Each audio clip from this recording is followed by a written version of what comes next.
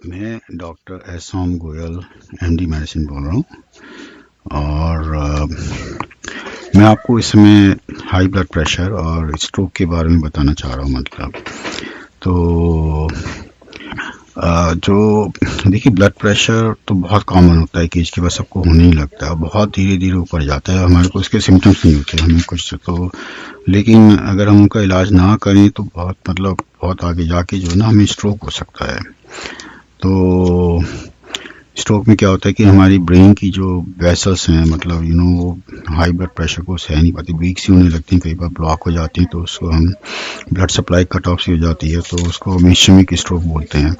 या फिर और जो 90% केसेस में इश्केमिक स्ट्रोक ही होता है। और फिर उसमें कई बार ये होता है कि भाई ब्लड वेसल कमज़ोर हो जाती हैं, थोड़ा सा ब्रेकअप सा हो जाता है, तो ब्लीडिंग होने लगती है, तो उसमें भी ब्रेन की उसमें फिर स्ट्रोक हो जाता है, तो उसको हम हीमोरेजिक स्ट्रोक बोलते हैं। करीब 15% केसेस में हीमोरेजिक स्ट्रोक होता है।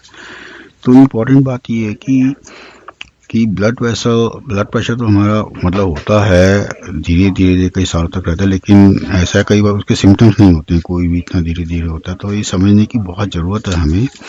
कि हमें ऊपर का जो ब्लड प्रेशर है 130 से ऊपर, मतलब 120 ओवर 80 नॉर्मल होता है, 130 से ऊपर नहीं जाना चाहिए, हमें कंट्रोल करने दवाइयाँ लेके कैसे भी। और ऐसे नीचे वाला भी 80 या 90 से नीचे रख के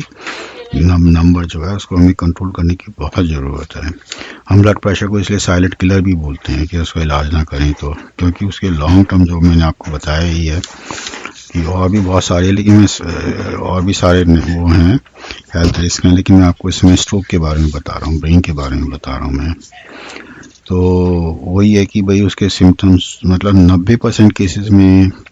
ब्लड सप्लाई कट ऑफ हो जाने से इश्केमिक स्ट्रोक होता है, और 15% केसेस में हीमोरेजिक स्ट्रोक हो सकता है हाई ब्लड प्रेशर की वजह से। बाकी जैसे ब्लड स्ट्रोक के सिम्टम्स होते हैं, सर दर्द होने लगता है, बोलने में मुश्किल होने लगती है, दिखाई नहीं देता एकदम से,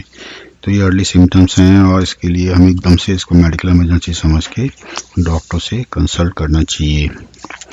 तो जो है, लेकिन अब